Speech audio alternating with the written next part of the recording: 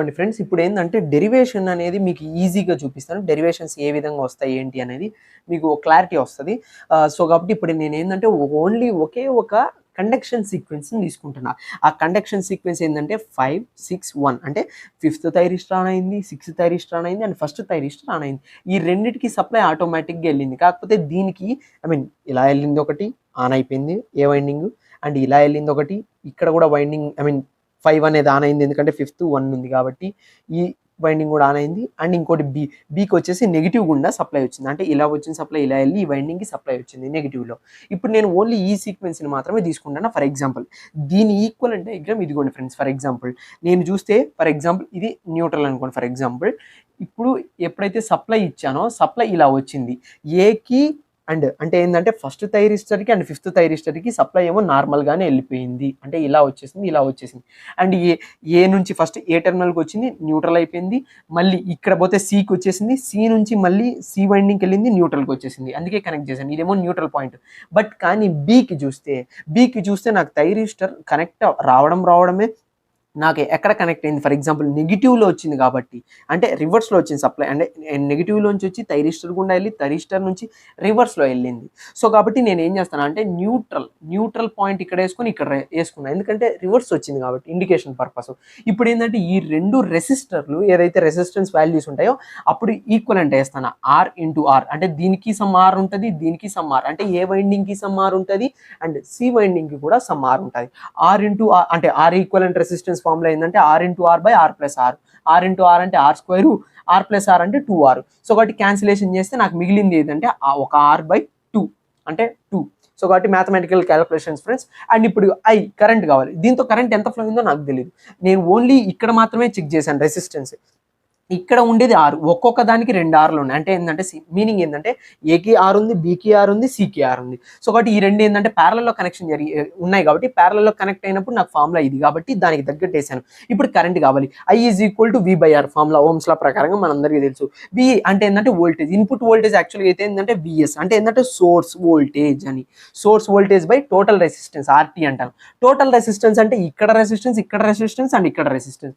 మీరు కనుక చూస్తే ఈ రెండు ప్యారల్లో చేశాను. ప్యారల్లో క్యాలిక్యులేషన్ చేసినప్పుడు నాకు ఏంది R/2 వచ్చింది ఒకటి. అండ్ దీనికి ఇది ఎంత ఉంది, సమ్ రెసిస్టెన్స్ R ఉంది, అంటే ఈ రెండు సిరీస్లో ఉన్నాయి. అప్పుడు ఏంటి సిరీస్లో మీనింగ్ ఏంటంటే పైన ఆరు ప్లస్ కింద ఆరు, అంటే ఏంటంటే ER ప్లస్ ER అని. ER నాకు ఎంత వచ్చింది, R/2 వచ్చింది. సో కాబట్టి అది వేసాను. ఇంకోటి ఏది కింద ఆర్ అంటే ఏది బి ఫేస్ వైండింగ్ లో ఉన్నటువంటి ఆర్. సో కాబట్టి R ప్లస్ R/2 అనే వాల్యూ వేసాను. నేను కనుక క్యాలిక్యులేషన్ చేస్తే బిఎస్ని అలాగే ఉంచుకున్నాను. ఆర్ ఇంటూ మీరు కనుక చూస్తే 2 ఇంటూ ఆర్, 2R యాక్చువల్గా 2R/2 వస్తుంది. అండ్ ఇంకొక ఆర్ కూడా ఉంది. అప్పుడు ఏమవుతుంది, ఆర్ ఇంటూ 2 ఏమవుతుంది అంటే 2R ప్లస్ ఇక్కడ ఒక R ఉంది. సో కాబట్టి 3R/2. సో కాబట్టి అందుకని ఈ వాల్యూ వేసాను, VS/3R/2. సో కాబట్టి బైలో బై ఉంది కాబట్టి నేను ఏం చేస్తాను, మళ్ళీ దాన్ని పైకి పంపించేస్తాను దీన్ని ఇక్కడికి.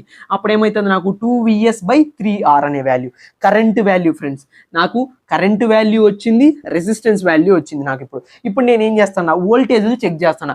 రెసిస్టెన్స్ వచ్చింది, కరెంటు వచ్చింది. ఇప్పుడు నేను వోల్టేజ్ వాల్యూస్ చెక్ చేస్తాను. అంటే ఏంటంటే ఈ VAలో అంటే ఇక్కడ VAలో ఎంత వోల్టేజ్ ఉంది, ఇక్కడ VCలో ఎంత వోల్టేజ్ ఉంది, అండ్ VBలో ఎంత వోల్టేజెస్ ఉన్నాయని చెక్ చేస్తాను.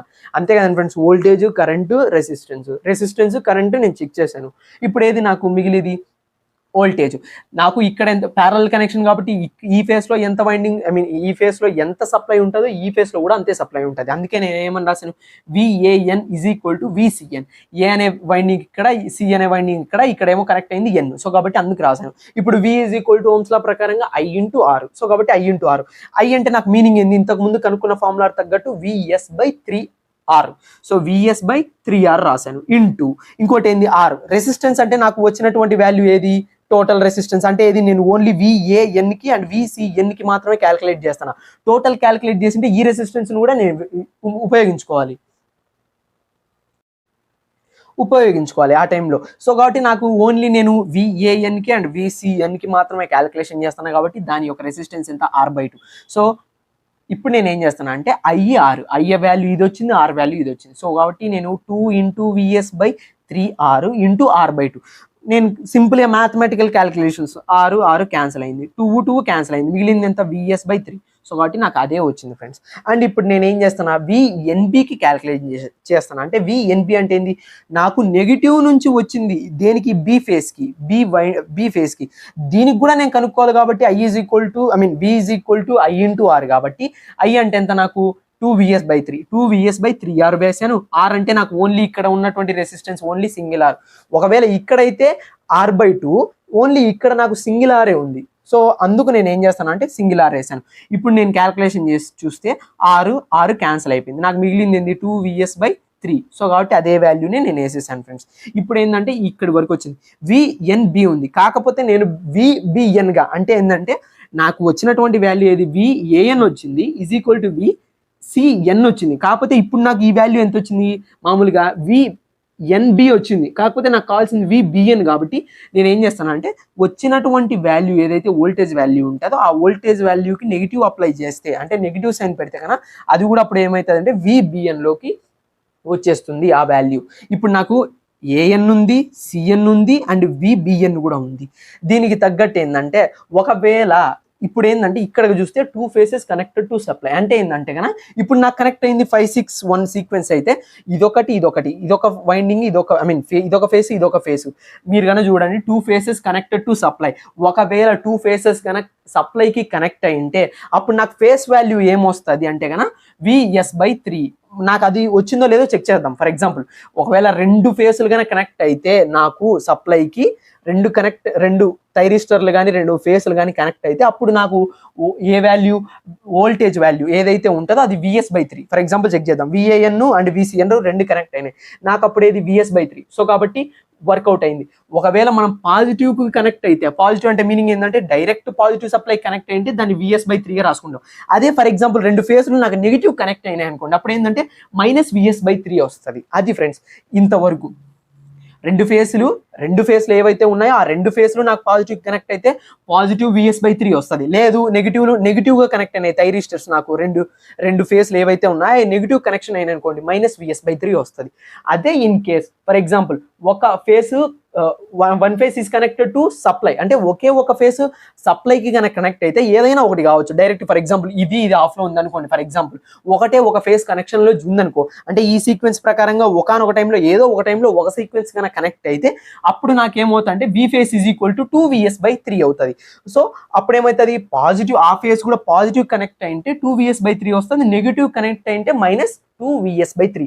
ఫర్ ఎగ్జాంపుల్ ఇప్పుడు చూస్తే నాకేమొచ్చింది, మీరు కానీ చూస్తే ఒక ఫేస్ 5-6-1లో నాకు నెగిటివ్ కి కనెక్ట్ అయిన ఫేస్ ఏది 6th, అంటే 6 అంటే ఇది బి ఫేస్ కనెక్ట్ అయింది. బి ఫేస్ కి నాకు విఎన్బికి చూస్తే 2vs/3 యాక్చువల్గా ఏది మీరు కానీ చూస్తే 2vs/3 చూసుకోండి ఫ్రెండ్స్, ఇక్కడ 2vs/3 వచ్చింది. ఒకవేళ అది నెగిటివ్ కనెక్ట్ అయితే నాకు వచ్చే వాల్యూ నెగిటివ్, ఎందుకంటే నేను కూడా చూస్తే నాకు కనెక్ట్ అయింది ఇక్కడ దేనికి, నెగిటివ్ టెర్మినల్ కనెక్ట్ అయింది కాబట్టి నాకు -2vs/3. నేను చెప్పిన దాని ప్రకారంగా వర్కౌట్ అయింది, చెక్ చేసుకోండి ఫ్రెండ్స్ కావాలంటే. ఇది ఫ్రెండ్స్ 3phase 180 degrees ఇన్వర్టర్ యొక్క formulas with representation diagram and equivalent diagram. యాక్చువల్గా దేవకి అండ్ అమ్మాయికి ఇంకా నెక్స్ట్ ఫార్ములా గ్రాఫ్స్ ఉన్నాయి. దీనికి గ్రాఫ్స్ కనుక కావాలంటే కనుక కింద కామెంట్ సెక్షన్లో కామెంట్ పెట్టండి, నేను కావాలంటే దానికి తగ్గట్టు గ్రాఫ్ వాల్యూస్ కూడా నేను బ్రీఫ్గా చెప్తాను. ఈ యొక్క సీక్వెన్స్కి తగ్గట్టు ఒక టేబుల్ వస్తుంది. సో కాబట్టి అదంతా చెప్పాలంటే లెంత్ అయిపోతుంది, కాబట్టి బేసిక్గా బ్రీఫ్గా ఎక్స్ప్లెయిన్ చేశాను. సో కాబట్టి వీడియోలో డౌట్స్ ఉంటే కనుక కింద కామెంట్ సెక్షన్లో కామెంట్ పెట్టండి. వీడియో కనుక నచ్చితే లైక్ చేయండి, షేర్ చేయండి, సబ్స్క్రైబ్ చేయండి.